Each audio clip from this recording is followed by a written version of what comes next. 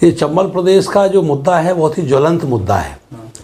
विचार ये जनता से निकल के आया है और भगवान वृंदावन बिहारी लाल की कृपा से शुरू हुआ ये कार्यक्रम। मैं इस बात को इसलिए जोर दे रहा हूँ कि प्रभु की प्रेरणा है, और दूसरी बात ये है कि चंबल जो क्षेत्र है वो अपने आप में बहुत उर्वरा ज़मीन है और चंबल 3 राज्यों से गुजरती है।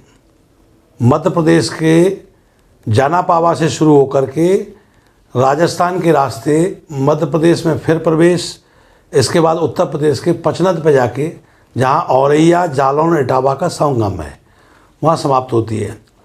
38,000 वर्ग किलोमीटर एरिया है चंबल का। जो चंबल राज्य में हमने जो मैप तैयार किया है तो उसमें 38,000 वर्ग किलोमीटर एरिया है। 7 जिले उत्तर प्रदेश के, 7 जिले मध्य प्रदेश के और 7 जिले राजस्थान के।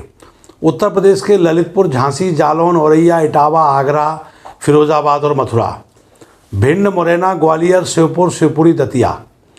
और इसके बाद राजस्थान में आते हैं तो धौलपुर, भरतपुर, करौली, सवाई माधोपुर, बारां, बूंदी और कोटा। इतने ज़िले ये आपस में रोटी बेटी के संबंध भी हैं इनके। हमारा सोचना ये है कि उत्तर प्रदेश के अगर औरैया, इटावा, जालौन, आगरा, ललितपुर, झांसी और मथुरा की बात करें तो इनकी रिश्तेदारियां गोरखपुर, बलिया और जौनपुर में नहीं हैं, लेकिन इनकी रिश्तेदारियां इटावा के लोगों की, औरैया के, जालौन की, ललितपुर, झांसी, मथुरा, आगरा, इनकी रिश्तेदारियां धौलपुर में मिल जाएंगी, करौली में मिलेंगी, भिंड में मिलेंगी, मुरैना में मिलेंगी, ग्वालियर में मिलेंगी। इसी प्रकार से भिंड, मुरैना, ग्वालियर, शिवपुर, शिवपुरी, दतिया, इनकी रिश्तेदारियां झाबुआ और निवाड़ में और छिंदवाड़ा में नहीं हैं, तो ये आपस में कनेक्ट नहीं है। और इसी तरह से राजस्थान का जो धौलपुर, भरतपुर, करौली, सवाई माधोपुर, बारां, बूंदी और कोटा का जो नाम लिया है, ये भी मध्य प्रदेश और उत्तर प्रदेश के जो जिलों के मैं नाम गिना रहा हूँ उनमें कनेक्ट हैं। वो जैसलमेर और बाड़मेर में नहीं है। तो ऐसा जब कल्चर एक जैसा, संस्कृति एक जैसी, तो अगर हमारा सुरक्षित राज्य बन जाएगा, पृथक राज्य बन जाएगा चंबल, तो वहाँ का विकास होगा। और 2 ही एजेंडे हैं हमारे किसान नौजवान मंच के बैनर पे जो कार्यक्रम चल रहे हैं। इन 21 जिलों में अभी तक 8 जिलों का गठन हो गया है और हम इस प्रकार से कार्यक्रम करते हैं। सबसे पहले तो हम जिले में पत्रकारों का सम्मान समारोह और उनसे पूछते हैं कि क्या ये ठीक रहेगा, क्योंकि आप भी चंबल के रहने वाले हो। तो लोगों का कहना ये है कि बिल्कुल ठीक रहेगा। और मैं कहता भी हूँ उनसे कि मोई थोपी व्यवस्था नहीं है, मेरा इसमें कुछ नहीं है, तेरा तुझको अर्पण क्या लागे मेरा कुछ नहीं है, जो कुछ भी है वो चंबल की जनता का है। तो लोगों का समर्थन आता है तो मैं आगे बढ़ता हूँ। फिर एडवोकेट वकीलों का कार्यक्रम, फिर व्यापारी, एक्समैन, मातृशक्ति, युवा, ये सारे लोगों के कार्यक्रम क्रम से करते हैं, महात्मा, संत महात्माओं के। क्योंकि चंबल बेल्ट के अंदर सैकड़ों नदियाँ हैं, आसन, क्वारी, सिंध, पहुज, पुरा, अनैया, अरिंद, पाणव, सेंगर, उटंगन, बनास, खारी, सीप, बेतवा, ये नदियों के जो जंगल हैं, हजारों एकड़, लाखों हेक्टेयर ज़मीन बेकार पड़ी हुई है। पहला तो ये हो गई हमारी मांग कि चंबल राज्य बनाया जाए, जिससे हमारी पुलिस होगी, हमारी कोर्ट होगी, हमारे क्षेत्र का मुख्यमंत्री होगा, हमारे क्षेत्र का विकास होगा, हमारे नौजवानों को रोजगार मिलेगा। 2 मुद्दे ही अहम हैं हमारे इस चंबल मिशन में। किसान नौजवान मंच के बैनर पे पहला तो चंबल प्रदेश बना करके उस क्षेत्र का विकास, और दूसरा रोजगार। बेरोजगारी बहुत है, बेरोजगारी की वजह से हमारा नौजवान पलायन कर जाता है वहाँ से।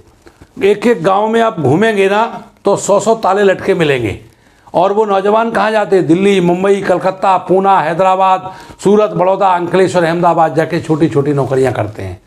तो वहाँ उद्योग धंधे आना चाहिए।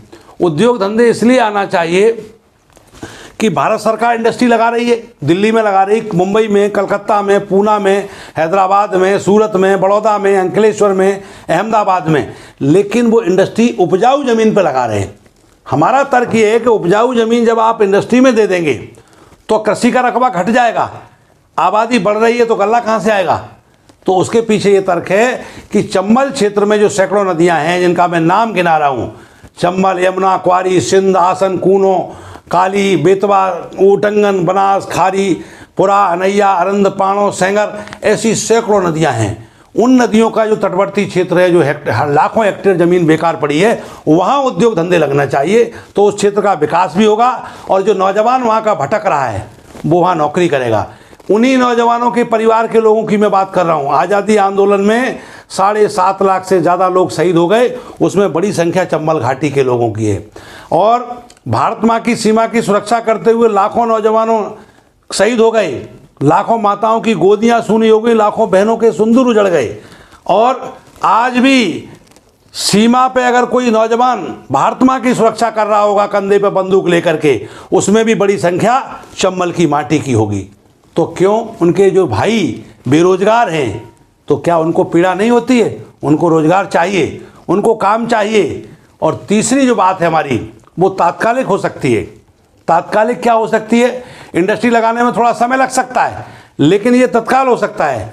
किसी भी क्षेत्र का, किसी प्रदेश का, किसी देश का विकास अगर द्रुत गति से हुआ है इस लोकतंत्र के अंदर, तो उसमें वहाँ की प्राकृतिक संपदा का बड़ा योगदान है।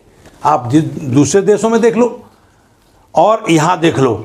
हमारे यहाँ झारखंड एक राज्य है, छत्तीसगढ़ राज्य है, ये अभी बने, और इसके बाद उनका रेवेन्यू देख लीजिए आप। और जिन राज्यों से हटे हैं वो, बिहार से झारखंड हटा है, मध्य प्रदेश से छत्तीसगढ़ हटा है, तो मध्य प्रदेश का रेवेन्यू देख लीजिए बहुत डाउन में है, लेकिन छत्तीसगढ़ का अप है, क्योंकि वहाँ प्राकृतिक संपदा के रूप में खनन है, वहाँ लोहा है, तांबा है, कोयला है। लेकिन यहाँ हमारे चंबल बेल्ट में प्राकृतिक संपदा के रूप में नदियों का रेत है। और वो रेत नीति जो है वो गलत नीति है। वो जो टेंडर प्रक्रिया है, उस टेंडर प्रक्रिया से वहाँ के स्थानीय लोगों को कोई काम नहीं मिलता। टेंडर डालने वाले आते मुंबई से, पूना से, हैदराबाद से। हमारे यहाँ रेत नीति बनेगी, घाट खुलेंगे और स्थानीय लोगों को काम मिलेगा। तो जो किसान हमारे बेरोजगार हैं, जो किसानों के पास ट्रैक्टर रखे हुए 100 ट्रैक्टर एक एक गांव में, जो ज़मीनें बची नहीं भैया बांटों में, धंधा रोजगार व्यापार है नहीं, तो वो किस्तें अपनी खेती बेच के भरते हैं। तो मेरा कहना ये है मित्र कि अगर वो रेत नीति बन जाएगी और वहाँ स्थानीय लोगों को रेत खोल करके काम दे दिया जाएगा, तो वो जो बेरोजगार नौजवान है जो किसानी कर रहे हैं वो काम करेंगे और समृद्धि बढ़ेगी उस क्षेत्र में। और अगली जो मांग है वो है गौ अभ्यारण्य की। गौ अभ्यारण्य क्यों आवश्यक है?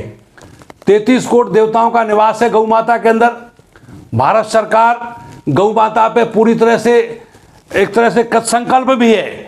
और जहाँ भगवान कृष्ण ने खुद स्वयं ब्रह्म ने आकर के यहाँ गौएं चराई इस धरती पे, वही ब्रज की धरती है, वही चंबल की धरती है जहाँ भगवान कृष्ण ब्रजभूमि का इलाका है, वो वहाँ गौएं चराते थे। आज वो गौ माता सड़कों पे भटक रही है और रोड पे एक्सीडेंट हो जाते हैं, कई गायें मर जाती हैं और उनकी दुर्दशा हो रही है। और उससे भी ज़्यादा हमारा किसान दुखी है, क्योंकि मान लो किसान के पास ज़मीन 2 बीघा है और उसके बच्चे हैं घर में 2, 3 बच्चे हैं, 4 बच्चे हैं, परिवार 10 सदस्य हैं, तो 2 बीघा ज़मीन में जैसे तैसे तो वो गुजारा कर रहा है। और अगर गौ माता उसके खेत में प्रवेश कर गई तो एक दाना नहीं बचेगा, तो बच्चों को क्या खिलाएगा? उसके सामने संकट है कि बच्चे बर्बाद हो रहे हैं अगर गौ माता खेत में घुस रही, और गौ माता को हटा रहे वहाँ से, तो उस पर पाप आ रहा है। तो इसलिए गौ अभ्यारण्य की ज़रूरत है। चीता अभ्यारण्य से भी आवश्यक है गौ अभ्यारण्य। गौ माता के लिए जो गौशाला खोल रही सरकार, वो परियोजना सक्सेस नहीं है। क्यों नहीं है? कि जो परियोजना जिसमें लगातार रेवेन्यू खर्च होता है, राजस्व खर्च होता है, कोई आमदनी नहीं होती है, वो परियोजना चलाने में प्राइवेट हो या सरकारी दिक्कत का काम है। लेकिन ये परियोजना ऐसी है गौ अभ्यारण्य की, 1 टाइम इन्वेस्टमेंट होगा और लॉन्ग टाइम उससे रेवेन्यू मिलेगा, क्योंकि दूध का उत्पादन बढ़ेगा, गोबर की खाद मिलेगी, 3 लाख हेक्टेयर, 3 लाख हजार करोड़ रुपया उससे कंपोस्ट मिल सकता है। 3 राज्यों की गौएं इकट्ठी कर दी हैं गौ अभ्यारण्य बना करके। और इसके बाद गौमूत्र आयुर्वेद में अमृत है, उसके प्लांट भी लग सकते हैं। तो ये गौ अभ्यारण्य चौथा मुद्दा। आपने सरकार से बात हुई उनकी चीज़ें? हाँ बिल्कुल, हम बराबर उस पर लगे हुए हैं। हमने मध्य प्रदेश सरकार में भी पहुंच गई हमारी बात, और जयपुर राजस्थान सरकार में, उत्तर प्रदेश सरकार में, और सेंट्रल में भी हम अपनी बात रख रहे हैं। प्रत्येक मंत्री से मिल करके उनसे अपनी बात रखे। प्रधानमंत्री जी को भी अपना हमने लेटर लिखा है और हम संकल्प भी लगाने के लिए तैयारी हमने कर ली है विधानसभाओं के अंदर। और ये निश्चित रूप से एक 5वां मुद्दा और हमारा जो छूट रहा है, ओल्ड पेंशन का। ओल्ड पेंशन स्कीम सरकार ने 2004 में ख़त्म कर दी। हमारा सोचना ये है कि जो सरकारी कर्मचारी पूरे जीवन नौकरी करेगा 60-62 साल, आज का परिवेश में नौजवान जो अपने माता पिता की सेवा नहीं कर पा रहे, तो आज से 10 साल बाद, 20 साल बाद कोई व्यक्ति रिटायर होगा 9 के बाद जो भर्ती हुआ है, तो उस व्यक्ति को पेंशन नहीं मिलेगी। तो उसकी रोटी कौन देगा उसको? कौन गारंटी ले रहा है इसकी? क्या ये उसके साथ अन्याय नहीं है?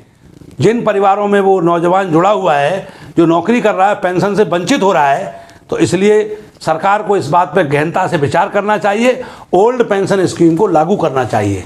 ये मुद्दे हैं और तमाम मुद्दे और हमारे धीरे धीरे क्षेत्रीय स्थानीय मुद्दे होंगे, जो धीरे धीरे ये कार्यक्रम हमारा 20 सूत्री होगा।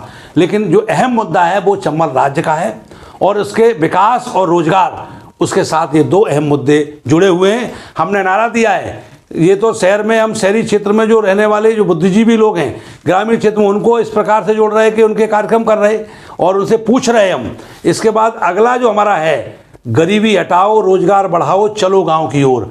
हम जाते, प्रत्येक 5 पंचायतों के बीच में हमारी एक बैठक होती है, मिशन केंद्र का हमारा एक अध्यक्ष होता है और प्रत्येक बूथ का अध्यक्ष होता है, और वो बूथ का अध्यक्ष जो है हमारा सदस्यता अभियान चला करके गांव-गांव, घर-घर पहुंचने का काम करते हैं। हम चाहते हैं कि सड़क से लेकर सदन तक इसकी लड़ाई लड़ेंगे और जब तक ये मिशन की लड़ाई पूरी नहीं हो जाएगी, इन 5 मांगें हमारी मानी नहीं जाएंगी, तब तक ये आंदोलन हमारा लगातार जारी रहेगा।